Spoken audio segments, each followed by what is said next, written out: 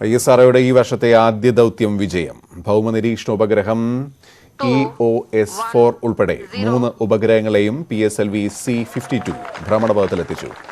ശ്രീഹരിക്കോട്ടയിലെ Satish Dhawan space സെന്ററിൽ നിന്നും രാവിലെ 5:59 ഉപഗ്രഹങ്ങളുമായി PSLV കുതിച്ചുയർന്നത്. 4, 3, 2, 1, 0.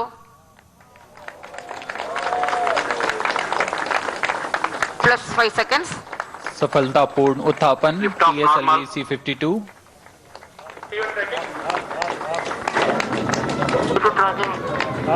आसमान की ऊंचाइयों पर जाता हुआ PSLV C-52 बहुत ही रोमांचक क्षण है. ES സോമനാഥ് ഇസ്രോ ചെയർമാനായ ശേഷമുള്ള ആദ്യ ദൗത്യമാണിത്. ഇസ്രോയുടെ അടുത്ത ദൗത്യം വൈകാതെ ഉണ്ടാകുമെന്ന് S സോമനാഥ് പറഞ്ഞു. The mission of PSLV C-52 EOS-04 has been successfully accomplished.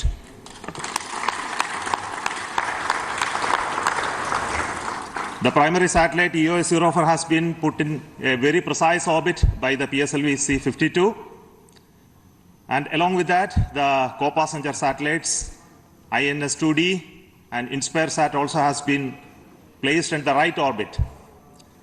So congratulations to everybody who worked for this mission. So let me thank each one of you for being with us during these times, for supporting us and to make this mission possible all across ISRO and all across the nation. And this, as you know, this spacecraft is going to be one of the biggest assets for us to serve the country. So thank you once again. We will be back again with the next launch of PSLV very soon. Till then, goodbye. വിക്ഷേപണ വിജയത്തോടെ പ്രതികൂല കാലാവസ്ഥയിലും EOS-4 ഉപഗ്രഹം വഴിയെ ഭൂമിയെ നിരീക്ഷിക്കാനാവും. പ്രളയ മുന്നറിയിപ്പുകൾ വേഗത്തിലാക്കാനും കാർഷിക ഗവേഷണ രംഗത്തും ഉപഗ്രഹം മുതൽക്കൂട്ടാവും.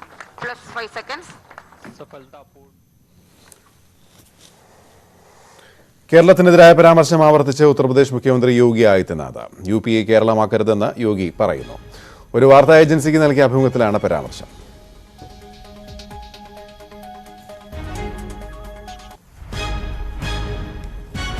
क्या बंगाल में इतने शांतिपूर्ण तरीके से चुनाव होते हैं? अभी बंगाल में विधानसभा के चुनाव थे. भारतीय जनता पार्टी के कार्यकर्ताओं पर कितना बर्बर अत्याचार हो रहा था. वहां पे बूथ कैप्चर किए जा रहे थे. अराजकता चरम पर थी. सैकड़ों लोग मारे गए थे. और केरल में भी ऐसे ही हुआ था. हिंसा, राजनीतिक हत्याएं जितना इन दोनों राज्यों में हुई हैं, कहां हुआ है? यूपी में शांतिपूर्ण तरीके से चुनाव चल रहे हैं. और ये लोग जो बंगाल से आकर के यहां फिर अराजकता फैलाने की बात कर रहे हैं, इसके प्रति जनता को अलर्ट करने के लिए आवश्यक था कि सावधान, जो सुरक्षा मिली है, जो सम्मान मिल रहा है, इसमें सेंध लगाने के लिए लोग आ गए हैं. यूपी को फिर से उस तर्ज पर आग लगाने के लिए, और ये कतई मत होने देना. ये मेरा दायित्व था. हमने KP അഭിലാഷാണ് ചേരുന്നത്. അഭിലാഷ്, ഈ തെരഞ്ഞെടുപ്പ് ദിവസം അല്ലെങ്കിൽ തെരഞ്ഞെടുപ്പ് പോളിംഗ് ബൂത്തിലേക്ക് UP ജനങ്ങൾ എത്തുന്നതിന് തൊട്ടു മുമ്പ് യോഗിയുടെ ഇന്റർവ്യൂ, ഇത് രണ്ടാം തവണ. ആദ്യത്തെ തവണ കേരളത്തിനെതിരെയുള്ള വിമർശനം, അതിന് മലയാളികളും മുഖ്യമന്ത്രിയൊക്കെ ഈ നാട്ടിലെല്ലാവരും തന്നെ കൃത്യമായ മറുപടി പറഞ്ഞതുമാണ്. വീണ്ടും അത് ആവർത്തിക്കുന്നു. എന്താണ് ഇപ്രാവശ്യം പറയുന്നത്?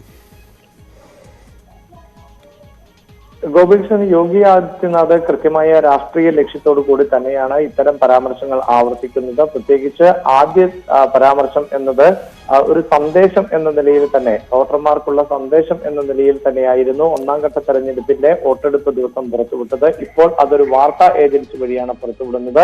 വാർത്താ ഏജൻസിക്ക് നൽകിയ അഭിമുഖത്തിൽ അദ്ദേഹം ബംഗാൾ, അതോടൊപ്പം തന്നെ കേരളം എന്നീ സംസ്ഥാനങ്ങളിലെ ക്രമസമാധാന നിലയുമായി ബന്ധപ്പെട്ട കാര്യങ്ങൾ ആണ് ഉയർത്തി കാണിക്കുന്നത്.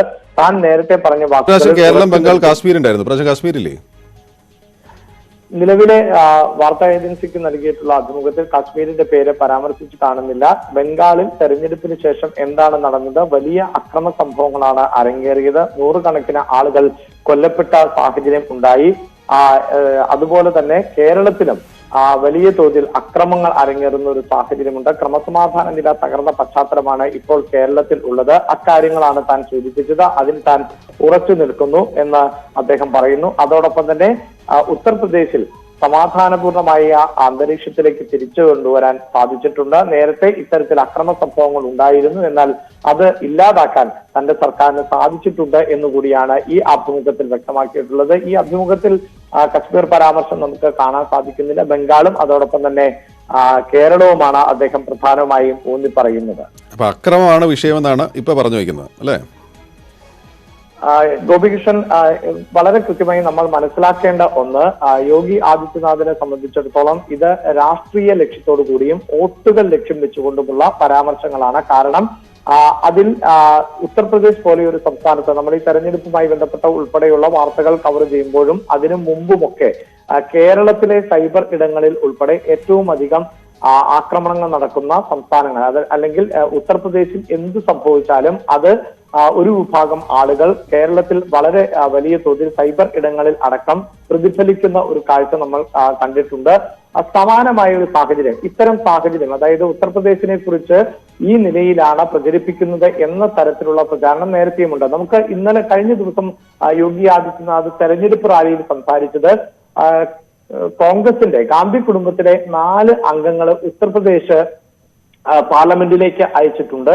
അതേസമയം ഈ ആളുകൾ, അതായത് രാഹുൽ ഗാന്ധിയും പ്രിയങ്ക ഗാന്ധിയും കേരളത്തിൽ വരുമ്പോൾ ഉത്തർപ്രദേശ് വളരെ മോശമാണ് എന്നാണ് സംസാരിക്കുന്നത് എന്നാണ്. ഇത്തരത്തിൽ അതായത് ഉത്തർപ്രദേശ് എന്ന സംസ്ഥാനത്തെ കുറിച്ച് ഏറ്റവും കൂടുതൽ ചർച്ച ചെയ്യപ്പെടുകയും അതിനൊരു മോശം പ്രതിച്ഛായ നൽകുകയും ഒക്കെ ചെയ്യുന്നുണ്ട് കേരളം എന്ന തരത്തിൽ വളരെ നേരത്തെ തന്നെ ചില ആരോപണങ്ങൾ നിലനിൽക്കുന്നുണ്ട്. അതുകൊണ്ട് തന്നെയാകാം ഒരുപക്ഷെ കേരളത്തിൽ നടന്നിട്ടുള്ള ഓരോ സംഭവവികാസങ്ങളെയും ഉത്തർപ്രദേശിലെ രാഷ്ട്രീയവും വളരെ കൃത്യമായി ഉയർത്തി കാണിച്ച ഒരു പശ്ചാത്തലമുണ്ട്. കേരളത്തിൽ ആദിവാസി യുവാവ് മധു കൊല്ലപ്പെട്ട സംഭവ സാഹചര്യം, അതോടൊപ്പം കേരളത്തിൽ ആന ആക്രമണത്തിനിരയായി ചത്ത ഒരു സാഹചര്യം, ഈ ഘട്ടത്തിലൊക്കെ ഉത്തർപ്രദേശ് പോലെയുള്ള ഉത്തരേന്ത്യൻ സംസ്ഥാനങ്ങളിലും ഇത് വലിയ തോതിൽ പ്രചരിപ്പിച്ച ഒരു പശ്ചാത്തലമുണ്ട്.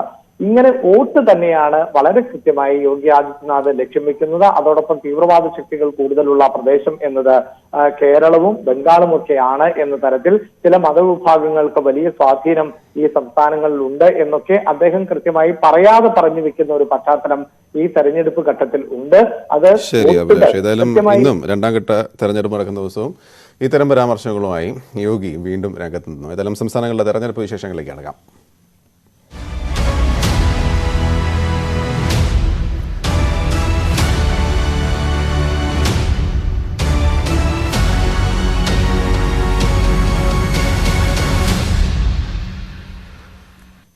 നാൽപ്പതംഗ ഗോവ നിയമസഭയിലേക്കും ഉത്തരാഖണ്ഡിലേക്കും ഉത്തർപ്രദേശിൽ 55 മണ്ഡലങ്ങളിലേക്കുമുള്ള 2ാം ഘട്ട വോട്ടെടുപ്പും തുടങ്ങി. 70-അംഗ ഉത്തരാഖണ്ഡ് നിയമസഭയിലേക്കുള്ള വോട്ടെടുപ്പ് 8 മണിക്കാണ് ആരംഭിക്കുക. മുസ്ലിം സമുദായത്തിന് സ്വാധീനമുള്ള മുറാദാബാദ്, റാംപൂർ, ബിജ്നോർ ഉൾപ്പെടെയുള്ള ജില്ലകളിലാണ് ഉത്തർപ്രദേശിൽ 2ാം ഘട്ട വിധിയെഴുത്ത് നടക്കുന്നത്. അഭിലാഷാണ് ചേരുന്നത്. അഭിലാഷ്, ആദ്യം നമുക്ക് ഉത്തർപ്രദേശിൽ തുടങ്ങാം അല്ലേ? എങ്ങനെയുണ്ട് ഈ ഘട്ടം വരെയുള്ള റിപ്പോർട്ടുകൾ വോട്ടെടുപ്പ് സംബന്ധിച്ച്? ഗോപികൃഷ്ണൻ, ഉത്തർപ്രദേശിലെ 55 നിയമസഭാ മണ്ഡലങ്ങളിൽ ആണ് ഇപ്പോൾ വോട്ടെടുപ്പ് പുരോഗമിച്ചുകൊണ്ടിരിക്കുന്നത്. നിലവിൽ വോട്ടെടുപ്പ് 7 മണിക്ക് ആരംഭിക്കുമ്പോൾ തന്നെ വോട്ടർമാരുടെ നീണ്ട നിര തന്നെയായിരുന്നു നമുക്ക് ദൃശ്യമാകുന്നത്. അതുകൊണ്ട് തന്നെ ഇത്തവണയും മികച്ചൊരു പോളിംഗ് ഉണ്ടാകും എന്ന് പ്രതീക്ഷിക്കാം. ആദ്യഘട്ടത്തിൽ 60% മുകളിൽ ആയിരുന്നു വോട്ട് രേഖപ്പെടുത്തിയത്. ഈ തെരഞ്ഞെടുപ്പിനെ സംബന്ധിച്ചിടത്തോളം ഇത്തവണ വോട്ട് രേഖപ്പെടുത്തുന്നത് 9 ജില്ലകളിൽ ആണ്. 9 ജില്ലകളിലെ 55 മണ്ഡലങ്ങൾ ആണ്. 586 സ്ഥാനാർത്ഥികളുണ്ട്. നേരത്തെ സൂചിപ്പിക്കുന്നത് പോലെ തന്നെ ഈ മണ്ഡലത്തിൽ വോട്ടെടുപ്പിലേക്ക് ജനങ്ങൾ പോകുമ്പോഴായിരുന്നു യോഗി ആദിത്യനാഥിന്റെ പരാമർശം വീണ്ടും ഉണ്ടായിട്ടുള്ളത്. നിലവിലെ ഈ 9 ജില്ലകളുടെ സവിശേഷത എന്നത് മുസ്ലിം വോട്ടുകൾ കൂടുതൽ ഉള്ള മണ്ഡലങ്ങൾ ആണ്. ഏതാണ്ട് 40% വരെ വോട്ടുകൾ മുസ്ലിം സമുദായത്തിൽപ്പെട്ട വിഭാഗത്തിൻ്റെതാണ് എന്നുള്ളതാണ് ഏറ്റവും എടുത്തു പറയേണ്ടത്. സഹറൻപൂർ, മുറാദാബാദ്, രാംപൂർ, ബിജ്നോർ, അതോടൊപ്പം തന്നെ ഷാജഹാൻപൂർ ഉൾപ്പെടെയുള്ള ജില്ലകളിൽ എല്ലാം തന്നെ മുസ്ലിം ആധിപത്യം ഉള്ള ഒരു പ്രദേശങ്ങളാണ്. ഈ മണ്ഡലങ്ങൾ പക്ഷേ കഴിഞ്ഞ തവണയെല്ലാം BJP പിന്തുണച്ചിരുന്ന സാഹചര്യവുമുണ്ട്. 2014 ലോക്സഭാ തെരഞ്ഞെടുപ്പ് മുതൽ BJPയെ പൂർണ്ണമായും പിന്തുണയ്ക്കുന്ന ഒരു സാഹചര്യം. അതുകൊണ്ട് തന്നെയാണ് 38 സീറ്റുകളിൽ BJPക്ക് വിജയിക്കാൻ കഴിഞ്ഞത്. 2017 SP 13 ഇടത്ത് വിജയിച്ചപ്പോൾ കോൺഗ്രസും BSPയും 2 വീതം സീറ്റുകൾ നേടുകയും ചെയ്തിരുന്നു. എന്നാൽ 2019 ലോക്സഭാ തെരഞ്ഞെടുപ്പിലേക്ക് വരുമ്പോൾ കാര്യങ്ങൾ അത്ര അനുകൂലമാണ് എന്ന് പറയാൻ പറ്റില്ല. കാരണം 27 മണ്ഡലങ്ങളിൽ ആയിരുന്നു BJP മണ്ഡലാടിസ്ഥാനത്തിൽ, നിയമസഭാ മണ്ഡലാടിസ്ഥാനത്തിൽ വോട്ടുകൾ നോക്കിയാൽ മുന്നിട്ട് നിൽക്കുന്നത്. അതിനുശേഷം രണ്ടാം മോദി സർക്കാർ അധികാരത്തിൽ വന്നതിന് ശേഷം ഉണ്ടായ ഒട്ടേറെ വിഷയങ്ങൾ, CAA ഉൾപ്പെടെയുള്ള വിഷയങ്ങൾ, പൗരത്വ നിയമ ഭേദഗതി, മുത്തലാഖ് ഉൾപ്പെടെയുള്ള വിഷയങ്ങൾ, കർഷക പ്രതിഷേധങ്ങൾ എല്ലാം വലിയ തോതിൽ BJP ഭയക്കുന്ന ഒന്നാണ്. അതുകൊണ്ട് തന്നെ ഈ മേഖലകളിൽ പ്രതിപക്ഷം വലിയ പ്രതീക്ഷയും വെച്ച് പുലർത്തുന്നുണ്ട്. പ്രത്യേകിച്ച് SP അവരുടെ സീറ്റുകളുടെ നില കൂടുതൽ വർദ്ധിപ്പിക്കാൻ സാധിക്കുമെന്ന ആത്മവിശ്വാസത്തോടെയാണ് പ്രചാരണം നടത്തിയത്. ഇങ്ങനെ രണ്ടാം ഘട്ടം എന്നത് BJPയെയും അതോടൊപ്പം തന്നെ SP ഉൾപ്പെടെയുള്ള പ്രതിപക്ഷ പാർട്ടികൾക്കും വളരെ നിർണായകമാണ്. ഗോപികൃഷ്ണൻ. അഭിലാഷാണ് വിവരങ്ങൾ നൽകിയത്. ഒരിടവേളയ്ക്ക് ശേഷം സംസ്ഥാനത്ത് സ്കൂളുകളും അംഗനവാടികളും വീണ്ടും തുറക്കുന്നു. 1 മുതൽ 9 വരെയുള്ള ക്ലാസുകൾ ഒരാഴ്ചത്തേക്ക് ഷിഫ്റ്റ് അടിസ്ഥാനത്തിൽ നടക്കും. അടുത്ത തിങ്കളാഴ്ച മുതൽ സ്കൂളുകളുടെ പ്രവർത്തനം സാധാരണ നിലയിലാവും. അതേസമയം പുതിയ മാർഗരേഖയിൽ എതിർപ്പുമായി അധ്യാപക സംഘടനകൾ രംഗത്ത് വന്നു. SS Sharan Thiruvananthapuram Thycaud model LP സ്കൂളിൽ നിന്നും ചേരുന്നു. ശരൺ, ഏതായാലും ഈ ആഴ്ച ഷിഫ്റ്റ് അടിസ്ഥാനത്തിൽ, അടുത്ത ആഴ്ചയോടുകൂടിയും പൂർണ്ണ തോതിലാവുള്ളൂ. ഏതായാലും ആദ്യത്തെ ദിവസം അല്ലേ, ഇപ്രാവശ്യത്തെ ആദ്യത്തെ ദിവസം എങ്ങനെയുണ്ടായി? കുട്ടികളൊക്കെ വരുന്നുണ്ടോ? എങ്ങനെയാണ് അവരുടെയൊക്കെ ഒരു പ്രതികരണങ്ങൾ?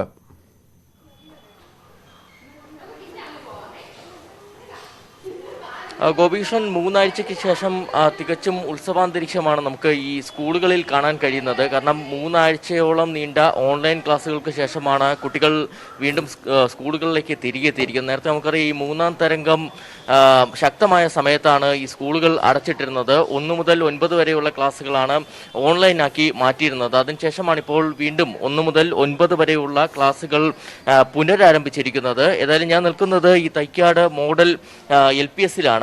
നമുക്കിവിടെ കാണാൻ കഴിയുന്നുണ്ട്, ഇവിടെ വളരെ കുറച്ച് കുട്ടികൾ മാത്രമേ എത്തിയിട്ടുള്ളൂ. സ്വാഭാവികമായിട്ടും 9:30 കൂടി ബാക്കി കുട്ടികൾ കൂടി എത്തുമെന്നാണ് പ്രതീക്ഷിക്കുന്നത്. ഇവിടേക്ക് തന്നെയാണ് വിദ്യാഭ്യാസ മന്ത്രി V ശിവൻകുട്ടിയും എത്തുന്നത്. നമുക്കറിയാം, പ്രീ പ്രൈമറി ക്ലാസ്സുകളും നീണ്ട ഇടവേളയ്ക്ക് ശേഷം ഇന്ന് ആരംഭിക്കുകയാണ്. അതുകൊണ്ട് തന്നെ ഇതിന്റെ താഴത്തെ നിലയിലാണ് പ്രീ പ്രൈമറി ക്ലാസ്സുകൾ ആരംഭിക്കാൻ പോകുന്നത്. അവിടേക്കാണ് വിദ്യാഭ്യാസ മന്ത്രി എത്തുകയും ചെയ്യുക. ഏതായാലും കുട്ടികൾ വലിയ സന്തോഷത്തിലാണ്. കാരണം അവരെ സംബന്ധിച്ച് ഈ ഓൺലൈൻ ക്ലാസ്സുകൾ എന്നുള്ളത് അത് ഒരു തികഞ്ഞ ഒരു വലിയൊരു പഠനം നടക്കുന്നുണ്ടെങ്കിൽ പോലും സൗഹൃദം തുടരാൻ കഴിയാത്തൊരു സാഹചര്യമായിരുന്നു. കുട്ടികളെ ഈ കൂടെ ഇരിക്കുന്ന ആളുകളെ ഒന്നും കാണാൻ കഴിയാത്തൊരു സാഹചര്യം ഉണ്ടായിരുന്നു. അതിനുശേഷം ദീർഘനാളുകൾക്ക് ശേഷം ഇത്തരത്തിൽ കുട്ടികൾക്ക് ഈ സുഹൃത്തുക്കളെ കാണാൻ കഴിയുന്നതിൻ്റെ വലിയൊരു സന്തോഷം നമുക്ക് ഈ കുരുന്നുകളുടെ മുഖത്ത് കാണാൻ കഴിയുന്നു എന്നുള്ളതാണ് യാഥാർത്ഥ്യം. ഇതിനപ്പുറം സന്തോഷത്തിലാണ് അധ്യാപകനും. കാരണം ഓൺലൈൻ ക്ലാസ്സുകൾ എടുക്കുമ്പോഴും ഒരു സംഭാഷണം ഒക്കെ നടക്കുന്നുണ്ടെങ്കിൽ പോലും ഈ നേരിട്ട് കണ്ട് ക്ലാസ് എടുക്കുന്നത് ഈ അധ്യാപകരെ സംബന്ധിച്ച് വലിയ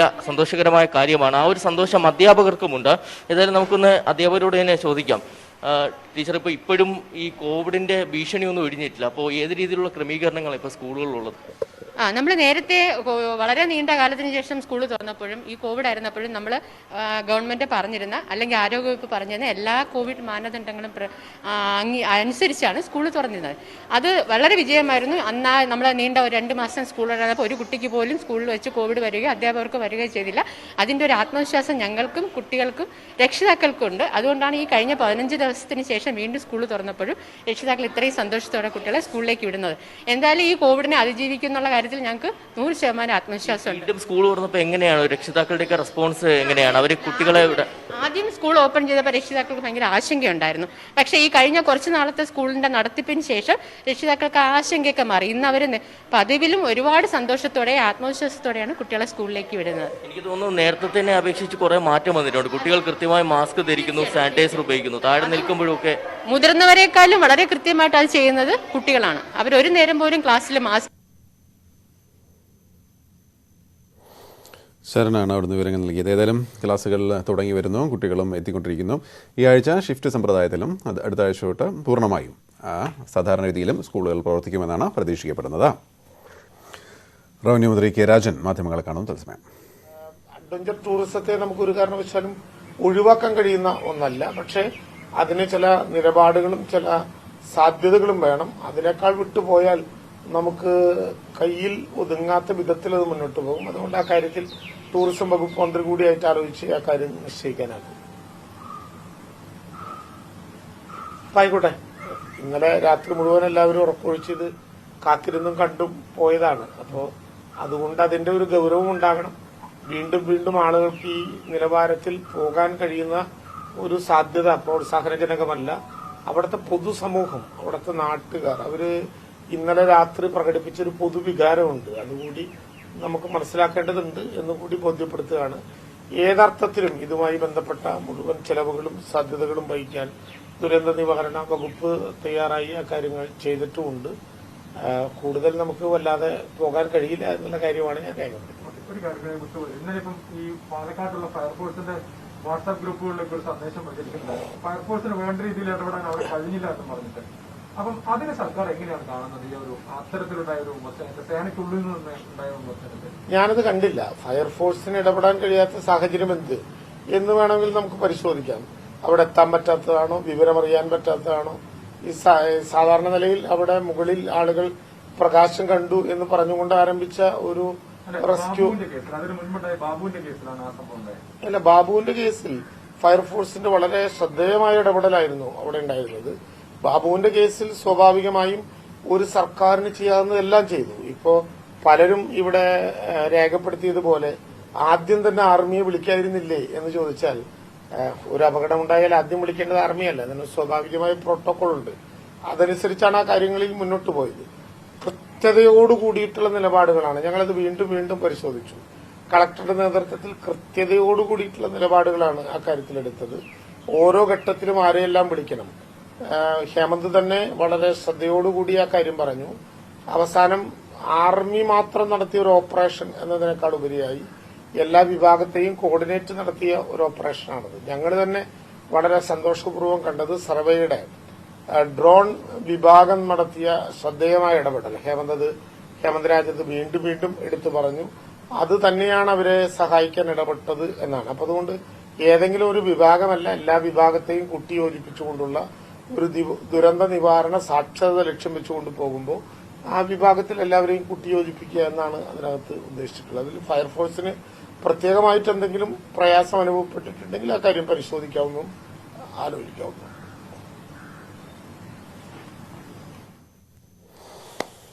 ഏതായാലും മല കയറുമ്പോൾ ഇത്തരത്തിൽ സാഹസിക ട്രക്കിംഗ് നടത്തുമ്പോൾ ശ്രദ്ധിക്കേണ്ട കാര്യങ്ങളെ കുറിച്ചുകൂടി മന്ത്രി വ്യക്തമാക്കുന്നു. കഴിഞ്ഞ ദിവസം അങ്ങനെ ഒരു സംഭവം ഉണ്ടായി. കുറുമ്പാച്ചി മലയിൽ കയറിയ ആളെ കണ്ടെത്തി.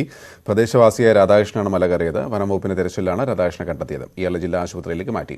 കുറുമ്പാച്ചി മലയിൽ ആളുകളെ നിയന്ത്രിക്കുന്ന കാര്യം ചർച്ച ചെയ്യാൻ പാലക്കാട് കളക്ടറേറ്റിൽ ഉന്നത യോഗം ചേർന്നു. അതിനിടെ മല കയറിയതിന് ബാബുവിന്റെ പേരിലും കേസെടുക്കണമെന്ന് അമ്മ റഷീദ ന്യൂസ് 18നോട് പറഞ്ഞു. നിരവധി പേർ ബാബുവിന്റെ പേര് പറഞ്ഞ് മല കയറാൻ എത്തുന്നുണ്ട്. ബാബു അത്ഭുതകരമായാണ് രക്ഷപ്പെട്ടത്. എപ്പോഴും ഇങ്ങനെ ആകണമെന്നില്ല. ഇതിന് മുകളിൽ ഇനിയും ആളുകൾ കയറിയിട്ട് എനിക്കൊരു പ്രശ്നം ഉണ്ടാക്കാൻ പാടില്ല. എൻ്റെ മോൻ്റെ മേലെ കേസ് എടുത്തില്ല. അവൻ്റെ മുകളിൽ കേസ് എടുത്താലും എനിക്ക് വിഷയമില്ല. മാതൃകാപരമായിട്ട് അവൻ്റെ മേലെ ഞാൻ അന്നേ പറഞ്ഞിട്ടുണ്ട്, അത് കയറിയത് തെറ്റാണ് എന്ന് പറഞ്ഞിട്ടുണ്ട്. കേസ് എടുത്തു കഴിഞ്ഞാൽ തന്നെ ഇപ്പം അവൻ എന്താ കേസ് ശിക്ഷ കിട്ടുകയാണെങ്കിലും അത് അംഗീകരിക്കാനും ഞാൻ തയ്യാറാണ്. എൻ്റെ മോന് അവിടുന്ന് രക്ഷപ്പെട്ടു വന്നു. അതിലും മീതെ ഒരു പ്രശ്നവുമില്ല. ഈ മല കയറിയ വ്യക്തികളുടെ ആഗ്രഹം എൻ്റെ മോൻ്റെ മേലെ കേസ് വേണം എന്നാണെങ്കിൽ ആ കേസ് മുന്നോട്ട് തന്നെ പൊയ്ക്കോട്ടെ. എനിക്ക് യാതൊരു പ്രശ്നവുമില്ല. എന്താ വെച്ചാൽ ആ കേസിന് പിന്നാലെ പോയാൽ എൻ്റെ കയ്യിൽ പൈസയില്ല. ഗവൺമെൻറ്റിന് എന്നിൽ നിന്നും ഒന്നും പ്രതീക്ഷിക്കാനോ കിട്ടാനോ പോകുന്നില്ല. പക്ഷേ എന്താ വെച്ചാൽ അതിന് പിന്നിൽ വേറെ ഒരു പ്രശ്നങ്ങളൊന്നും വരില്ല. എന്നെക്കൊണ്ട് ആവുന്നത് ഞാൻ ചെയ്തു തീർക്കാം. ബാബുവിൻ്റെ മേലെ കേസെടുക്കുക. ഞാൻ മാതാവായിട്ട് ഞാൻ തന്നെ പറയുന്നത്. വിഷമം എന്താ വെച്ചാൽ എനിക്ക് നല്ല വിഷമമുണ്ട്. ഇത് ചെയ്തത് തെറ്റാണ്. അത് ആരാണിത് പിന്നിൽ കളിച്ചെന്നുള്ളത് നിങ്ങൾ മീഡിയസിന് അറിയില്ല. ആരാണ് എന്തുകൊണ്ട് ഇങ്ങനെ കളിച്ചു എന്നുള്ളത്. ഈ വനത്തിനുള്ളിൽ അവർ 2 വ്യക്തികളില്ല എന്നുള്ളത് ഉറപ്പാണ്. ഞാൻ ഇന്നലെ രാത്രി ഉറങ്ങിയിട്ടില്ല. നമ്മൾ ഈ 4-5 ദിവസം ഉറക്കമൊഴിച്ച് ഭക്ഷണവും കഴിക്കാതെയും വെള്ളവും കുടിച്ചതായിട്ട് ഇന്നലെ ഹോട്ടലിൽ പോലും ഭക്ഷണത്തിന് പോയിട്ട് ഞാൻ കഴിച്ചിട്ടില്ല. ഞാനൊരു ജ്യൂസും കുടിച്ചിട്ട് വന്ന് രാവിലെ തൊട്ട് വൈകുന്നേരം വരെ ഞാൻ ഭക്ഷണം കഴിക്കാതെയാണ് ഇരിക്കുന്നത്. എന്നിട്ട് ഇന്നലെ രാത്രി ഞാൻ ഉറങ്ങിയിട്ടില്ല. ഞാൻ സുർജിത് സാറിൻ്റെ അവരെ ഞാൻ വിളിച്ചിട്ടുണ്ടായിരുന്നു. ഇവിടുത്തെ അവർ വിളിച്ചിട്ടുണ്ടായിരുന്നു ഞാൻ രാത്രി 12 മണിക്കൊക്കെ. ഉറങ്ങിയിട്ടില്ല സത്യം പറഞ്ഞാൽ. ഇപ്പം എന്തുകൊണ്ടാണ് ഇങ്ങനെ മുതിരുന്നത്? എന്തുകൊണ്ട്? അതാണ് അവരുടെ മേലെ കേസെടുക്കണം. കയറിയവരുടെ മേലെ കേസെടുക്കണം. എൻ്റെ മോൻ്റെ മേലെ കേസെടുക്കണം. അതാണ് മറ്റുള്ളവർക്ക് ആഗ്രഹം. ഞാൻ ആരെയും പറയാൻ ഉദ്ദേശിക്കുന്നില്ല. ഞാൻ എല്ലാവരും നല്ല രീതിയിൽ ഞാൻ കണക്കാക്കി, നല്ല രീതിയിൽ ഞാൻ എല്ലാവരോടും ഞാൻ പറഞ്ഞിട്ടുള്ളൂ. ആർക്ക് വേണമെങ്കിലും കേസെടുക്കാം. പ്രസാദ് ഉടുമ്പശ്ശേരിയാണ് ചേരുന്നത്. പ്രസാദ്, ബാബുവിൻ്റെ അമ്മ പറഞ്ഞ കാര്യങ്ങൾ ഏകദേശം വ്യക്തമാണ്. എന്താണ് വീണ്ടും ഇന്നലെ സംഭവിച്ചത്? ഗോപി, ഇന്നലെ 7:30 കൂടിയാണ് ഈ മലമുകളിൽ നിന്നും വെളിച്ചം കാണുന്നത്. മൊബൈലിന്റെ ഫ്ലാഷ് ലൈറ്റ് ആണ് ഇത് കണ്ടിരുന്നത്. നാട്ടുകാർ ഈ സമയത്ത് വനം വകുപ്പിനെ വിവരം അറിയിച്ചു. ഒരാൾ കൂടി മലയിലേക്ക് കയറിയിട്ടുണ്ട് എന്നുള്ളതായിരുന്നു നാട്ടുകാർ വനം വകുപ്പിനെ അറിയിച്ചത്. തുടർന്ന് വനം വകുപ്പ് ജീവനക്കാരെത്തുകയും പരിശോധന നടത്തുകയും അവിടെ പ്രദേശവാസിയായ രാധാകൃഷ്ണൻ അദ്ദേഹത്തെ അവിടെ നിന്ന് കണ്ടെത്തുകയും ചെയ്തിരുന്നു. അദ്ദേഹത്തെ ഇപ്പോൾ ആശുപത്രിയിലേക്ക് മാറ്റിയിട്ടുണ്ട്. മറ്റ് ആരോഗ്യ പ്രശ്നങ്ങളൊന്നുമില്ല. സാധാരണ വൈദ്യപരിശോധനയുടെ ഭാഗമായാണ് ജില്ലാ ആശുപത്രിയിലേക്ക് മാറ്റിയിട്ടുള്ളത്. എന്നാൽ ഈ സംഭവത്തിന് ശേഷം, ബാബുവിന്റെ ഈ സംഭവത്തിന് ശേഷം നിരവധി ആളുകൾ അവിടേക്ക് വരികയും മല കയറാൻ ശ്രമിക്കുകയും ചെയ്യുന്നുണ്ട്. ഈ ഒരു സാഹചര്യത്തിലാണ് ഇപ്പോൾ ഉമ്മ പറഞ്ഞിട്ടുള്ളത് മകനെതിരെ കേസെടുക്കണം. മകനെതിരെ നേരത്തെ കേസെടുക്കില്ല എന്ന് സർക്കാർ വ്യക്തമാക്കിയിരുന്നു. അതിന് പക്ഷേ 2 ദിവസവും 2 പകലുമെല്ലാം അവിടെ വളരെ ആ രീതിയിൽ അവിടെ കുടുങ്ങിപ്പോയതിന്റെ പശ്ചാത്തലത്തിൽ കൂടുതൽ സമ്മർദ്ദത്തിലാക്കേണ്ട എന്നുകൊണ്ടുകൂടിയാണ് സർക്കാർ അത്തരമൊരു തീരുമാനമെടുത്തത്. എന്നാൽ ഉമ്മ ഇപ്പോൾ ആവശ്യപ്പെടുന്നത് മകനും ചെയ്തത് തെറ്റായ കാര്യങ്ങളാണ്. അത് അന്നും അവർ ആ കാര്യങ്ങൾ പറഞ്ഞിരുന്നു, അതിപ്പോഴും ആവർത്തിക്കുന്നു. അതുകൊണ്ട് തന്നെ മകനെതിരെയും കേസെടുക്കുക, മാതൃകാപരമായ ശിക്ഷ ഏറ്റുവാങ്ങാൻ തയ്യാറാണ്. ഇതുമായി ബന്ധപ്പെട്ടുകൊണ്ട് പോകുന്ന ആളുകൾക്കെതിരെ അനുമതിയില്ലാതെ പോയതിന് എല്ലാവർക്കെതിരെയും തീർച്ചയായും വളരെ പ്രചോദനമായ ഒരു വസ്തുതയാണ്. കാരണം ഒരു മകനിളവ് കിട്ടിയെന്ന് വെച്ചിട്ട് അത് മുതലെടുത്ത് എല്ലാവരും കയറാൻ നിൽക്കരുത്. അതുകൊണ്ട് മകനെതിരെയും കേസെടുക്കാന്നുള്ളത്. അപ്പോൾ അല്പം മുമ്പ് വനമന്ത്രിയും അക്കാര്യം പറഞ്ഞിരുന്നു, ഇനി ആര് കയറിയാലും കേസെടുക്കുന്നു. ഈ രാധാകൃഷ്ണൻ എന്തായിരുന്നു പ്രശ്നം കയറാൻ, എന്താ മനസ്സിലാക്കണം? ഗോപി, രാധാകൃഷ്ണൻ ആ ഭാഗത്തെ അവിടുത്തെ പ്രദേശവാസിയാണ്. അദ്ദേഹം വനവിഭവങ്ങളെല്ലാം തന്നെ ശേഖരിക്കുന്ന അവിടുത്തെ ആദിവാസി കോളനിയിലെ ഒരു ആളാണ് രാധാകൃഷ്ണൻ. അദ്ദേഹം വനവിഭവങ്ങളെല്ലാം ശേഖരിക്കുന്നതിന്റെ ഇടയ്ക്ക് വനത്തിൽ പോകാറുണ്ട്. അങ്ങനെ പോയതാണ് എന്നതാണ് വനം വകുപ്പ് ജീവനക്കാരെല്ലാം തന്നെ വ്യക്തമാക്കുന്നത്. മറ്റ് അതായത് ഒരുപക്ഷെ രാധാകൃഷ്ണൻ മുമ്പും പോയിട്ടുണ്ടാകാം. ഇന്നലെ ഈ ബാബുവിന്റെ സംഭവത്തിന് ശേഷമായിരിക്കാം ആളുകളുടെ ശ്രദ്ധയിലേക്ക് രാത്രി ഇങ്ങനെ മലമുകളിൽ നിന്ന് ഒരു വെളിച്ചം വരുന്നത് വീണ്ടും ശ്രദ്ധയിലേക്ക് വന്നിട്ടുണ്ടാകുന്നത്. ഇപ്പൊ ആ വിഭാഗങ്ങളിൽപ്പെട്ടവർക്ക് കയറാൻ നിയമപരമായ തടസ്സമുണ്ടോ? അവർക്ക് വനവിഭാഗങ്ങൾ ശേഖരിച്ചൂടെ? അവർക്ക് നിയമപരമായ ഒരു തടസ്സവുമില്ല. വനവിഭവങ്ങൾ ശേഖരിക്കുന്നതിന് ആദിവാസി വിഭാഗത്തിൽപ്പെട്ട ആളുകൾക്ക് മലയിലേക്ക് പോകുന്നതിനോ ഒന്നും തന്നെ നിലവിൽ തടസ്സമില്ല. അതുകൊണ്ട് തന്നെ രാധാകൃഷ്ണനെതിരെ കേസോ മറ്റ് നടപടികളോ ഒന്നും തന്നെ ഉണ്ടാകില്ല എന്ന് തന്നെയാണ് അധികൃതർ വ്യക്തമാക്കുന്നത്. എന്നാൽ ഈ ബാബുവിന്റെ സംഭവത്തിൽ അന്ന് തന്നെ കേസെടുക്കണമെന്ന് വനം വകുപ്പിലെ ഒരു വിഭാഗം വലിയ തോതിൽ ആവശ്യപ്പെട്ടിരുന്നു. അത് മറ്റൊന്നിനും കൊണ്ടല്ല, ഇത് ഇത്തരത്തിൽ കേസെടുത്തില്ല എങ്കിൽ കൂടുതൽ ആളുകൾ ഇനിയും മല കയറുമ്പോൾ കേസെടുക്കുമ്പോൾ അത് പിന്നീട് വലിയ വിവാദമാകുകയും അത്തരം വിവാദങ്ങൾ ഒഴിവാക്കുന്നതിന് ഒരാൾക്ക് ഇളവ് നൽകി കഴിഞ്ഞാൽ മറ്റുള്ളവർക്ക് എന്തുകൊണ്ട് ഇളവ് നൽകുന്നില്ല എന്നൊരു ചോദ്യമെല്ലാം തന്നെ ഉയരാൻ സാധ്യതയുണ്ട്. ആ ഒരു സാഹചര്യത്തിൽ ഇത് കേസെടുക്കുന്നത് തന്നെയാണ് നല്ലത് എന്ന് വനംവകുപ്പിലെ ഒരു വിഭാഗം ഉദ്യോഗസ്ഥർ അന്ന് തന്നെ മന്ത്രിയുടെ എല്ലാം തന്നെ ശ്രദ്ധയിൽ പെടുത്തിയതാണ്. പക്ഷേ മാനുഷിക പരിഗണന വെച്ചുകൊണ്ടാണ് അത്തരത്തിലൊരു നിലപാടിലേക്ക് പോകണ്ട എന്ന് സർക്കാർ തീരുമാനിച്ചു. എന്നാൽ പുതിയ ബാബുവിന്റെ ഉമ്മ തന്നെ ഇക്കാര്യത്തിൽ ബാബുവിനും ഇളവ് ആവശ്യമില്ല, ബാബുവിന്റെ പേരിലും കേസെടുക്കുക, അതുമായി ബന്ധപ്പെട്ടുകൊണ്ടുള്ള എന്ത് പിഴയാണെങ്കിലും അത് കൊടുക്കാൻ തയ്യാറാണ് എന്ന രീതിയിൽ തന്നെ ഉമ്മ പ്രതികരണവുമായി വന്നിട്ടുണ്ട്. അതുകൊണ്ട് തന്നെ സ്വാഭാവികമായും സർക്കാർ ആ കാര്യത്തിലൊരു പുനരാലോചന എടുക്കാനും സാധ്യതയുണ്ട്. ഇനി ബാബുവിനെതിരെ കേസെടുക്കുക. അതോടൊപ്പം തന്നെ രാധാകൃഷ്ണൻ കഴിഞ്ഞ ദിവസം കയറിയല്ല, അദ്ദേഹത്തിന് വനവിഭവങ്ങൾ ശേഖരിക്കാൻ മുമ്പും പോയിട്ടുണ്ടാവാം, ഇപ്പോഴും പോയിട്ടുണ്ട്. സ്വാഭാവികമായി അവർക്ക് അത് ചെയ്യുകയും ചെയ്യാം. അതല്ലാതെ പുറമേ നിന്നുള്ള ആൾക്കാരെ അവിടെ വന്ന് കയറാൻ വരുന്നുണ്ടോ? ഗോപി, ഈ സംഭവത്തിന് ശേഷം നിരവധി ആളുകളാണ് ആ മേഖലയിലേക്ക് ഈ കൗതുകം കൊണ്ട് ഈ മല കാണുന്നതിന് വേണ്ടി എത്തുന്നത്. അതോടൊപ്പം തന്നെ താഴ്വാരങ്ങളിലേക്കെല്ലാം തന്നെ പോകുന്നത്. ഇവിടെ ഈ വനം വകുപ്പിന് എല്ലാ മേഖലയിലും എല്ലാ സ്ഥലത്തും ആളുകളെ നിർത്തുക എന്നുള്ളതിൽ ചില പ്രായോഗിക പ്രശ്നങ്ങളുണ്ട്. കാരണം അതിന് പല ഭാഗങ്ങളിലൂടെയും കയറാനെല്ലാം തന്നെ കഴിയും എന്നുള്ളതുകൊണ്ട് തന്നെയാണ്. പക്ഷെ ഇനി ഇപ്പൊ നമ്മൾ രാവിലെ റേഞ്ച് ഓഫീസറുമായി എല്ലാം തന്നെ സംസാരിച്ചിരുന്നു. അപ്പൊ അദ്ദേഹം പറയുന്നത് ഇനി കൂടുതൽ ജീവനക്കാരെ നിയോഗിച്ചുകൊണ്ട് തന്നെ അത് തടയുക എന്നുള്ളത് തന്നെയാണ്. മാത്രമല്ല കർശനമായ നടപടിയിലേക്ക് വനം വകുപ്പിന് പോകേണ്ടി വരും. ഇതൊരു തരത്തിലും ഇനിയൊരു രക്ഷാപ്രവർത്തനം അത്ഭുതകരമായി തന്നെയാണ് ബാബു രക്ഷപ്പെട്ടിട്ടുള്ളത്. അത് ഇനിയൊരു പക്ഷേ എല്ലാ സംഭവങ്ങളും അത്തരത്തിൽ സാഹസികമായി ഒരാളെ രക്ഷപ്പെടുത്താൻ കഴിഞ്ഞെന്ന് വരില്ല. അതുകൊണ്ട് ജീവന് തന്നെയാണ് വളരെ പ്രധാനം. അങ്ങോട്ട് കയറാൻ കഴിയാത്ത രീതിയിലേക്ക് കൂടുതൽ കർശനമായ പരിശോധനകളും നിരീക്ഷണങ്ങളും ഏർപ്പെടുത്തുക എന്നുള്ളതാണ് ഇപ്പോൾ വനം വകുപ്പിന്റെ തീരുമാനം. അതോടൊപ്പം തന്നെ ബാബുവിനെതിരെ കൂടി കേസെടുക്കുക എന്നുള്ള രീതിയിലേക്ക് വനം വകുപ്പ് വീണ്ടും ആലോചനകൾ പോയിട്ടുണ്ട്. എന്നാൽ ഇക്കാര്യത്തിൽ സർക്കാരിന്റെ കൂടി അനുമതി ആവശ്യമാണ്. കാരണം സർക്കാർ ഇക്കാര്യത്തിൽ കേസെടുക്കേണ്ടതില്ല എന്നൊരു നിർദ്ദേശം മുന്നോട്ട് വെച്ചിരുന്നു. അതുകൊണ്ട് അത് സർക്കാർ അത് പരിശോധിച്ച് സർക്കാരിന്റെ തീരുമാനത്തിനനുസരിച്ചായിരിക്കും അക്കാര്യത്തിൽ ഒരു അന്തിമ തീരുമാനം എടുക്കുക. എന്നാലും ബാബുവിന് ഇളവ് നൽകുന്നത് കൂടുതൽ വരും കാലങ്ങളിൽ ഒരുപക്ഷെ അതൊരു ചർച്ചയും വിവാദവും എല്ലാം ആകാൻ സാധ്യതയുണ്ട്. അതുകൊണ്ട് ആ കാര്യത്തിൽ ഒരു ഇളവ് കൊടുക്കേണ്ടതില്ല എന്നുള്ളത് തന്നെയാണ് ഇപ്പോൾ വനംവകുപ്പ് ഉദ്യോഗസ്ഥർക്കിടയിൽ ഉയർന്നിരിക്കുന്ന കൂടുതൽ അത്തരം ആലോചനകൾ. ശരി പ്രസാദ്. കുർബാശിമലയിൽ നിയമലംഘനം ഒരു കാരണവശാലും അനുവദിക്കില്ലെന്ന് മന്ത്രി എ കെ ശശീന്ദ്രൻ. ബാബുവിന് കിട്ടിയ ഇളവ് മറ്റാർക്കും കിട്ടില്ല, കൂടുതൽ RRT വരെ നിയോഗിക്കും. ഇന്നലെ മല കയറിയ ആൾ പരിസരവാസിയാണ്. അയാളോട് കാണിക്കുന്ന കാരുണ്യം സമൂഹം ഉൾക്കൊള്ളുന്നില്ലെങ്കിൽ പിന്നെ എന്തിനാണ് ഇളവ് നൽകുന്നതെന്നും ശശീന്ദ്രൻ ചോദിച്ചു. ഒരു കാരണവശാലും അനധികൃത കടന്നുകയറ്റം അനുവദിക്കുകയില്ല എന്ന് തീരുമാനിച്ചിട്ടുണ്ട്. ബാബുവിന് കിട്ടിയ ഇളവ് എല്ലാവർക്കും ബാധകമാകും എന്നൊരു ചിന്ത ഒരു കാരണവശാലും ഉണ്ടാകാൻ പാടില്ല എന്ന് മാത്രമല്ല കർശനമായ നടപടി ആ കാര്യത്തിൽ എടുക്കുകയും ചെയ്യും. കൂടുതൽ ജാഗ്രതയോടുകൂടിയ പരിശോധനാ സംവിധാനം ശക്തിപ്പെടുത്താമെന്നാണ് അതിനായി RRTകളെ കൂടുതലായി ഉപയോഗിക്കാൻ കഴിയുമോ എന്നൊരു കാര്യം ഇന്ന് ചർച്ച ചെയ്തിട്ടുണ്ട്. ഇനി ഒരു കാരണവശാൽ ആ മലയിൽ ആളുകൾ കയറുന്നതിന് പ്രത്യേക നിബന്ധനകൾ എന്തെങ്കിലും ഉണ്ടാക്കേണ്ടതുണ്ടോ എന്നീ കാര്യങ്ങളും പറയാൻ വേണ്ടി പറഞ്ഞിട്ടുണ്ട്. കണ്ണൂരിൽ കല്യാണത്തിനിടെ ബോംബേറിൽ ഒരാൾ കൊല്ലപ്പെട്ട സംഭവത്തിൽ ബോംബെറിഞ്ഞ ആളെ തിരിച്ചറിഞ്ഞു. മിഥുൻ എന്ന ആളാണ് ബോംബെറിഞ്ഞതെന്നാണ് വിവരം. ഏച്ചൂർ സ്വദേശിയായ ഇയാൾ ഒളിവിലാണെന്ന് പോലീസ് പറഞ്ഞു. സ്ഫോടനത്തിന്റെ നടക്കുന്ന ദൃശ്യങ്ങളും പുറത്തു വന്നു. വിവാഹ ആഘോഷത്തിന്റെ ഭാഗമായുള്ള ബാൻഡ് മേളം കടന്നു പോകുമ്പോഴായിരുന്നു സ്ഫോടനം.